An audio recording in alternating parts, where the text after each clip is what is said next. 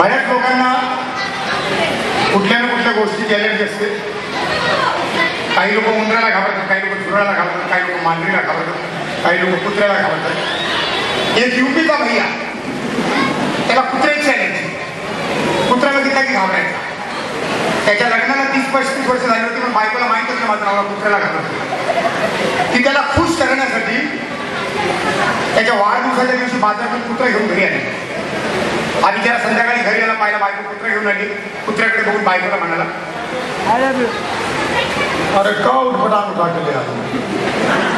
तुमको मालूम है कुत्ते का हमको कितना एलर्जी है? दूसरे का इतना लंबा लंबा बाल है, कहाँ शुरू होता है कहाँ खत्म होता है मालूम नहीं पड़ता. इसको उठा के बाहर फेंकना पड़ेगा. कुत्र्याला घेतला, नाक्यावर टाकला. घरी आला तर मागच्या गलीत में कुत्रा घरी. ये सुसरा तो लालू से बड़ा चालू है, हमसे पहले पहुंच गया. अब इसको ऐसे जगह पे फेंकूंगा आएगा नहीं.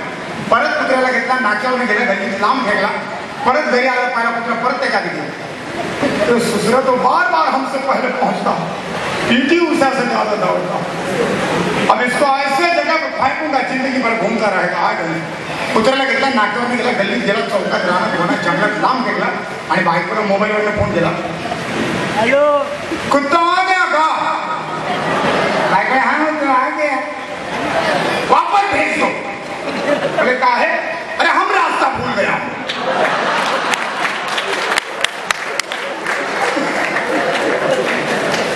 हल्ली प्रत्येकाच्या खिशामध्ये एक वस्तू आहे ज्याला आपण म्हणतो मोबाईल. मोबाईल जेव्हा भारतामध्ये नवीन नवीन आला होता त्याची साईज एवढी मोठी होती. पहिल्यांदा मोबाईल आला होता इंडियामध्ये, काळ्या रंगाचा मोबाईल, काळा एरियल, त्याला लांब लचक. एवढा मोठा मोबाईल माणूस खिशात घालून रस्त्याने चालला तर असं वाटतं खिशामध्ये वरवंटा ठेवलाय. आता जितका मोठा माणूस तितका छोटा मोबाईल, जितका छोटा माणूस तितका मोठा मोबाईल. ज्या माणसाने मोबाईल बनवला त्याने विचार केला की मोबाईलमुळे लोकांना फायदे होतील, लांबची लोक जवळ येतील. पण त्याच्या उलट झालं, जवळची लोक लांब गेली आणि लांबची लोक दुरावली. सगळ्यात महत्वाचं म्हणजे मोबाईलमुळे माणूस खोटं बोलायला शिकला. आणि सगळ्यात जास्त फायदा कोणाचा झाला तर तो बॉयफ्रेंड आणि गर्लफ्रेंडचा. हे दिवसभर बोलतात रोडवर, नाक्यावर, बसमध्ये, रिक्षामध्ये, क्लासमध्ये, कॉलेजमध्ये, गल्लीमध्ये, चौकामध्ये, रोडवर, रस्त्यावर. दिवस कमी पडतो तेव्हा रात्री अपरात्री बोलतात. त्यावेळी त्यांचा आवाज कसा असतो? माझं एक ऑब्झर्वेशन आहे. रात्रीचा 2चा सुमार प्रियकर आपल्या प्रेयसीला फोन करतोय रात्री 2 वाजता. प्रियकरचा आवाज रात्री 2 वाजता कसा आहे? गल्लीमध्ये उभा आहे, प्रेयसीला फोन करतोय आणि प्रेयसीचा रात्रीचा 2चा आवाज बघा. रात्री 2 वाजता प्रियकरचा आवाज.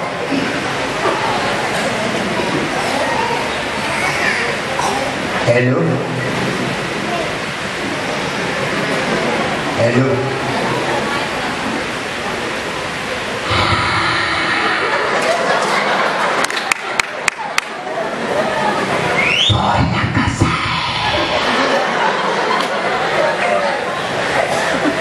काय तू बोलतेस कुठून?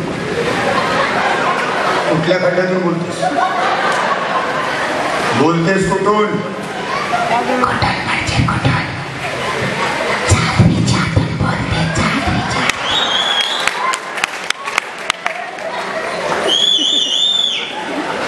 काय टाकल्या काय करतोय?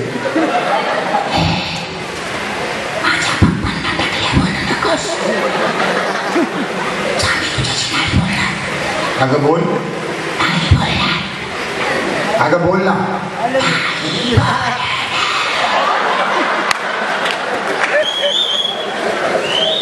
ठीक आहे, नको बोलू.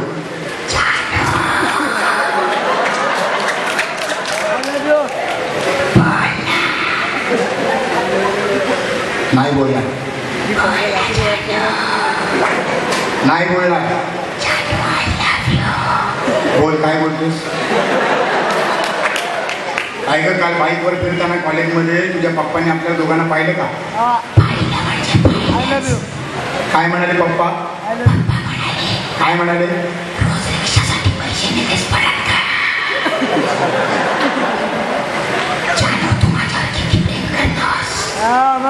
खूप करतो, खूप करतो. काय पण. थँक्यू, धन्यवाद.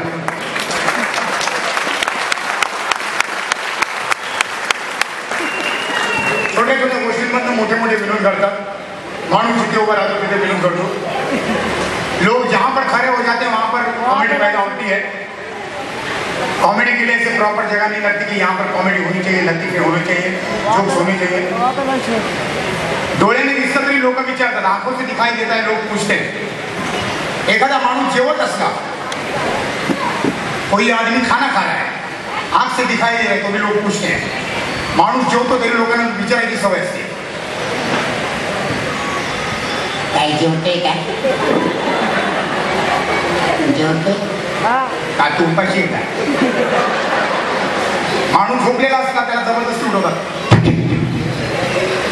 झोपलाय का? झोपलाय? त्याची झोप मोड करतात। एका माणसाचं प्रेत चाललं होतं, अफाट गर्दी, एकाने विचारलं मेला काय? मेला?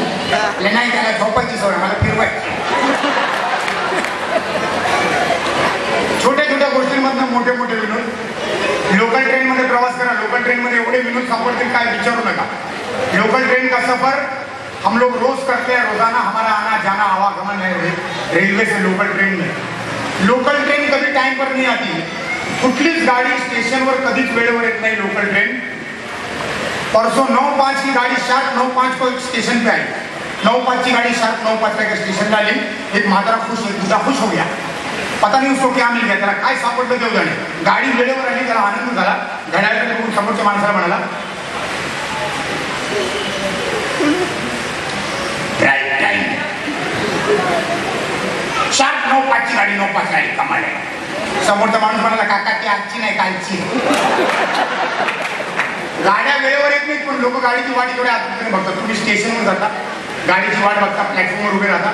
बऱ्याच लोकांना सवय, प्लॅटफॉर्मवर गेल्यानंतर प्रत्येक माणूस गाडीची वाट बघताना 10 वेळा प्लॅटफॉर्मवरून खाली वाकून बघतो। आता कल्पना करा, हे रेल्वेचं प्लॅटफॉर्म आहे, गाडी इथून येणार आहे। लोक गाडीची वाट बघताना त्यांचे चेहऱ्याचे हावभाव कसे बदलतात, एक्सप्रेशन कसे चेंज होतात। गाडी इथून येणार आहे, लोक गाडीची वाट कशी बघतात।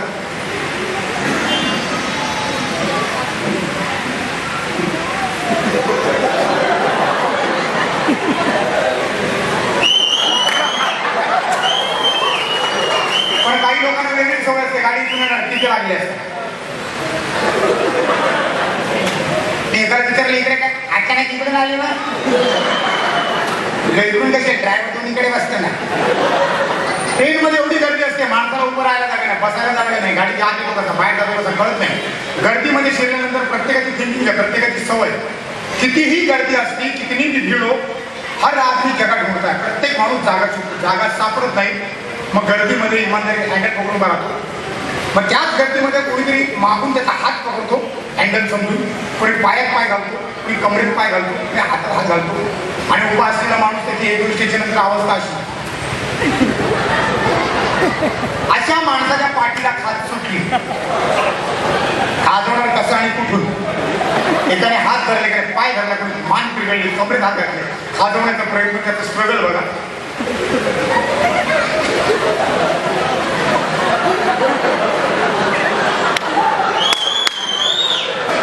समोरचा म्हणतो काय डान्स करतो बघ, दोन्ही हात सुटले, त्याने खाजवायला मागायचे, मागचा होतो, ए क्या करता है? ये क्या करते थे? पार्टी को खा गया, खा गया होता है। बोले 13 पाटे खातो मेरे को, तर मी काय तू वाट आणि हे रेल्वेचे अनाउन्सर काय बोलतात आपल्याला कळत नाही। कुठल्याही स्टेशनवर जा, कधी कधी आपल्याला त्यांच्या आपापसातल्या गप्पा ऐकायला येतात, कधी कधी ते ऑफिसमध्ये बसून कुठेतरी पाणीवाली बाईला, कुठेतरी ऑफिसरला बोलवतात, कधी कधी ते काय बोलतात कळत नाही। परवा अंबरनाथ स्टेशनच्या ब्रिजवर उभा होतो, एक अनाउन्समेंटच्या कानावर आली, एक विशेष सूचना, एक विशेष सूचना। सूचना ऐकायला कान पुढे गेले, सूचना सभा। सकाळी सकाळी खाऊन पिऊन बसलेला अनाउन्सर, त्याच्या आवाजामध्ये फोर्स असतो। बायकोने खाऊन पाठवला, आवाजामध्ये फोर्स आहे। दुपार होते, त्याला भूक लागते, त्याचा आवाज कमी होतो। संध्याकाळी त्याला बोलायला कंटाळा येतो, त्यावेळी त्याचा आवाज कसा होतो? सकाळी सकाळी खाऊन पिऊन बसलाय, पोट गच्च भरलाय, आवाजाचा फोर्स बघा। प्लेटफॉर्म पर एक गाड़ी दूर से जा रही है, आपको में 3 रुपये आ जाए, सूचना समाप्त, धन्यवाद। दुपार झाल्यानंतर त्याला भूक लागते, त्याचा आवाज कमी। संध्याकाळी सगळेच मॅन प्लॅटफॉर्म शोधा। सगळ्यात खतरनाक एसटी स्टँडचा मास्तर, ठिकाणी जाणार तुम्ही बसेस बघा, कल्याणवरून सुटतात काही, कोल्हापूर, सोलापूर, सातारा, सांगली, गोवा, कराड, नाशिक, धुळे, जळगाव, कुठे कुठे जातात. पण त्या एसटी स्टँडचा मास्तर काय बोलतो आपल्याला कधी कळत नाही. परवा एसटी स्टँडवर गेलो. आता एसटी स्टँडचा मास्तर कॅबिनमध्ये एवढ्या लोकांची गर्दी असते, लोकांना हँडल करतो, वरती गाड्यांचे नंबर सांगतो. ते नंबर आपल्याला लांबून कसे ऐकायला येतात. लोक जर काय बोलणार रे, नीट ऐकले कळतं. लोक संडासजवळ गाडी बाथरूम मध्ये बाहेर. मग काही लोक येतात, मास्तर अंड्याचा टाकला का मास्तर, काय नाही तुमची बायको बरी आहे ना, बायको पुढे सगळी बरी आहे. हो बरी. तुम्ही काय विचारता, इकडे लिहिलेलं आहे ना, चौकशी करा. बसच्या मागे पण लिहिलेलं असतं, ओनली फॉर लेडीज, महिलाओं के लिए, स्त्रियांकरिता. फक्त बायका बसतात, पुरुष बसत नाही. एक भैया चढला दहीचं भांडे घेऊन, त्याला माहितच नाही बायकांची सीट महिलांची सीट. दहीचं भांडे घेऊन चढला आणि सीटवर भांडे ठेवले. त्याला माहित नाही सीटच्या मागे गेले महिलाओं के लिए. काही बायका चढल्या, भैया जी उठो उठो. अरे कहा बेकार नहीं बैठा, टिकट निकाला. भैया जी उठो, ये सीट महिलाओं के लिए है, हम महिलाएं हैं. अरे तुम महिलाएं हैं तो क्या हुआ, हम भी तो दही लाए हैं.